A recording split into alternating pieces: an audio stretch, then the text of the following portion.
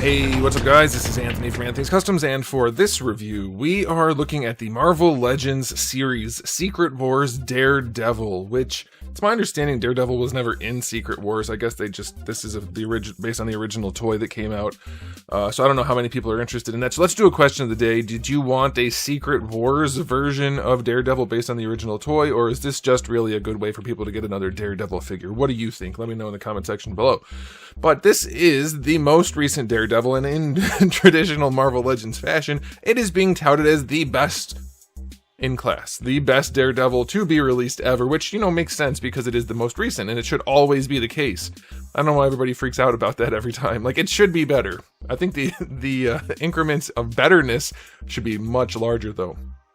Anyway, we're going to review it. We're going to see if it's actually any good or if it's just better than what came before. So let's go ahead and get it off the stand and take a closer look.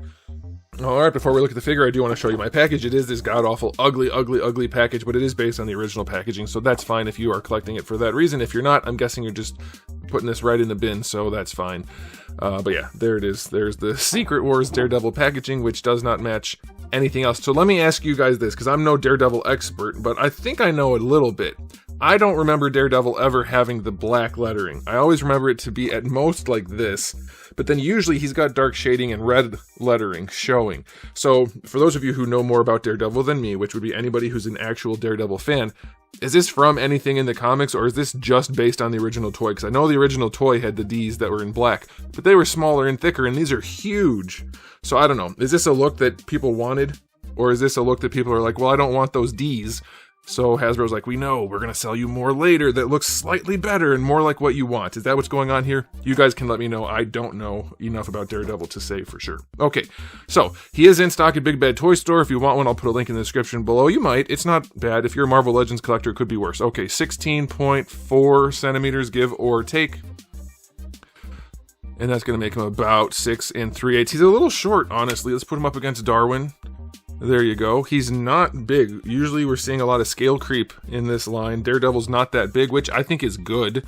I don't want a giant Daredevil. He's not supposed to be some big hulking guy. So there's that. Okay, now here's the other thing, and I know people want to see comparisons. Two things are going on right now. I have a bin of figures that Daredevil is in that's about 600 figures deep. I can't find him. I can't find any of them except for the one with the wraps on his hands, which is actually a pretty good figure, but I couldn't find any. So what I'm going to do is ask you guys, do you want to see a Daredevil comparative review like I did for Spider-Man and Wolverine? I think there's enough of them to do it, but not too many that it'll be a really long video. So do you want to see a comparative review for Daredevil? Because I couldn't find any that would be worth bringing out to compare here. I'll have to do that at a later date. Okay, so let's get into this guy. At first glance, there's some good stuff and there's some bad stuff. I called it in the very beginning when they first showed the images that his arms are too long. I don't know for sure that they're too long, but they're definitely too low. I'm pretty sure if you put them up where they belong, they wouldn't be too long. You know, just raise those shoulders up a little bit so he doesn't look so frumpy. And I think the arms actually aren't that bad. They're probably a touch long, but it's not terrible. But the way they've designed this with the low shoulders that do stick out and makes him look like he has long arms, it's not dissimilar to the old Toy Biz figures where they were bulbous and gangly. It has somewhat of a similar silhouette. Obviously, it's much nicer of a silhouette than that, but hopefully you get where I'm coming from. But otherwise, he's just bare red plastic. They did not do themselves any favors at all by not putting any paint on it other than to pretend that they added sculpt work for the boots and things. So yeah, these are just painted lines for the boots and for the gloves. And they did leave actual sculpted trunks on here, which I'm almost positive is not a Daredevil thing, right? Does he have red trunks over his spandex that's also the same exact color? I don't think so. So that looks really cheap. The whole figure looks incredibly cheap due to the just complete lack of shading and paint. The plastic is, again, semi-translucent. You know, just a touch, but still. The head's nice. The head looks alright. No real issues there. They forgot to paint the eyes. I'm joking. It looks pretty good. It looks fine. I don't have any problems with the head. Looks fine. They painted the lips an appropriate color. Yeah, so if you're fine with just like a really cheap looking Daredevil, it's fine. As far as the sculpt work goes, like I mentioned, the shoulders are a little bit weird. The torso looks better than most Marvel Legends, I would say, other than the flare out right here, which is weird. It flares out just a little bit for the obliques, which is kind of strange. But yeah, generally he looks okay. Just so cheap, like so Marvel Legends. So yeah, So flat too. Man, their figures are flat front to back. They have no muscle front to back at all. So okay, I'll finish the aesthetic by saying this. If you're into Marvel Legends and don't care at all about like shading and making it look like a nice collectible figure at all, you're going to be fine with this. There's really nothing egregious other than the lack of paint. So he can have an 8 out of 10 for Marvel Legends standards, but the solid bright red plastic it's a bit harsh. You know, if it's all one color plastic, you really should do something to liven it up just a little bit, I think. All right, now as far as accessories go, you guys are going to love this. You're going to love it, I think. It's the best thing ever that Hasbro's done. So for hands, you get the 2 gripping hands. I love that they have the vertical hinge. That's perfect for a melee weapon. That's great. Then you get 1 fist hand and 1 open hand, which I think is just awesome if you don't really want your figure to do fighting, you know. Because, yeah, he can hold the stick, sure, but no second fist hand? Are you kidding me, Hasbro? I'll tell you what, stop wasting money on little crappy plastic comic books and on these nostalgia shields. Like, I get that there's some people that want these. I think more people would rather have a second fist hand. Hasbro. You guys can let me know in the comment section below what you think. But yeah, you do get the goofy shield, so there's that. You get his stick, which this is the best version of the stick that Hasbro's made. There's no nubbin anymore. It's a separate piece, so you can pop them apart and have no nubbin, and I love that. That's a great addition. That's very nice. And then you get this display stand, which I don't get because it doesn't even fit, like his foot doesn't fit on it. And it's weird that they put all these extra lines in it because it's clear, but also you can still see it because of the line. No, I'm joking. Of course, it goes on his back. It's his spider sense. And that's fine if he's just going to stand there facing forward. But since it's connected to his back, if you turn him, it doesn't really have the same effect. It doesn't really have any effect. It just looks ridiculous. So even for people who are into Marvel Legends photography, this is going to be so minimally useful that it's probably not worth including. I'd rather have a fist hand and a little bit of paint. So let me know what you guys think about all of that. But for accessories, I'm going to take away a lot of spite points for him not having another fist hand and say he gets a 3 out of 10 for accessories. If you don't put a brawler, if you don't put a second fist hand in on a brawler character, it's just not acceptable. That's my new standard.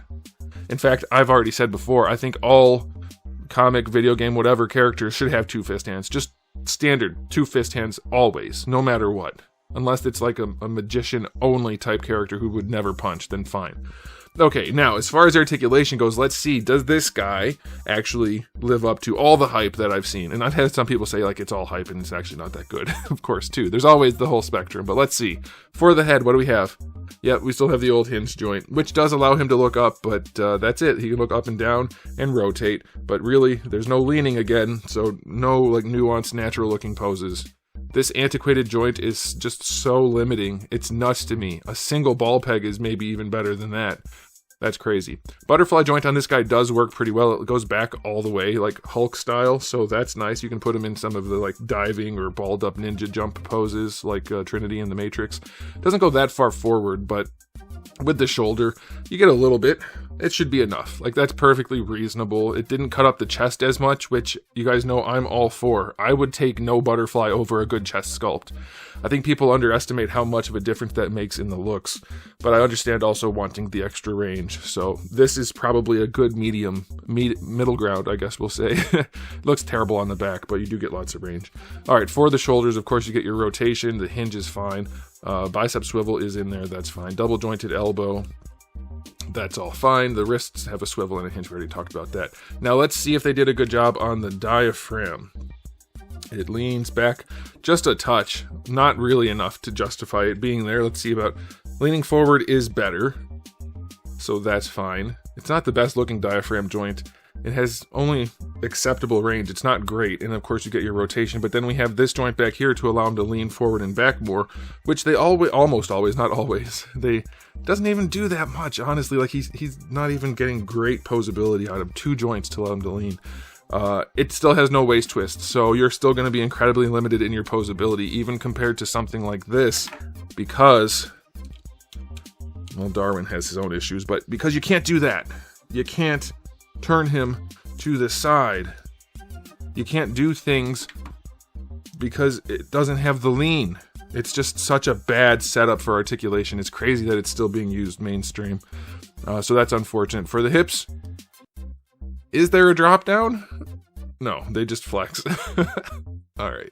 I'm goofing around. All right. He kicks fairly high going forward. That's good. Going back, almost nothing. Going out to this side, it's not the worst they've ever done. It's definitely enough. So that'll be okay. You should be able to do the Marvel Legends leg shimmy to get the legs up and out of the... Well, that's in the way. To get the legs up and out of the way for some posability. Can we do it?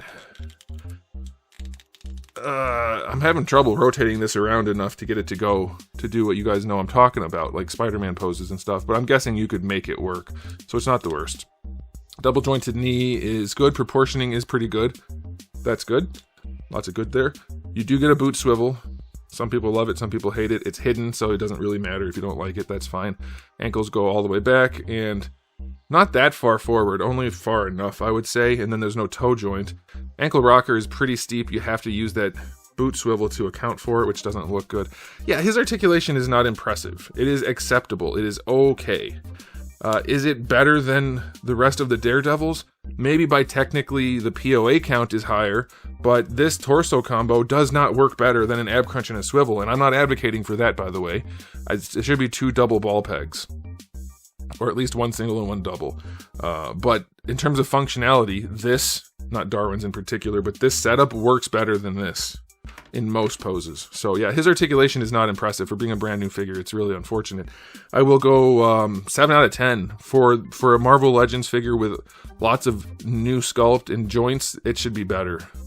It should be better. I think he has a lot of new sculpt, right? And they're just going to reuse it for other figures, or did it get reused already? I don't know. I can't keep up with all the crap Hasbro's doing, but I think that's the case. Either way, it's just average. It's not particularly good articulation. So, okay, time for the final verdict on this guy. I have to get out the other Daredevils to do a comparative review if you guys want that. I would say there's an argument that this is the best Daredevil. It has the best stick accessory. That's true. I don't know that it is actually better in other ways. I don't think so. I think even the Bucky Cap sculpt is better than this sculpt overall. It has the long lower legs, but these modern sculpts just look really generic and bland. Whereas the Bucky Cap sculpt, even though it got used 1,500 times, it was a pretty damn nice look. It had a good silhouette, and this guy's kind of weird. If you pose him up, he looks better. Yeah, I don't know. I think it's just more of the same, really. You could argue either way for it being better or not better than what already exists. So I'm curious what you guys think. Let me know in the comment section below. I'm going to give him an overall rating of 8 out of 10 for Marvel Legends. It's perfectly adequate. If you're a Marvel Legends collector, this will not win anyone over into being a Marvel Legends collector. The bare plastic with no paint and only reasonably functional articulation and no 2 fist hands, it's just not enough. Like, give me a break. We're almost at $30, or maybe this guy even was. I don't know. I don't pay attention anymore. If I have to review something, I don't pay attention to if it's like the new price or not, because they're already so damn overpriced that I don't care. But yeah, it's just not even close to good enough. This is the same price as any of the Jada figures for less or equal now? Nah, no way.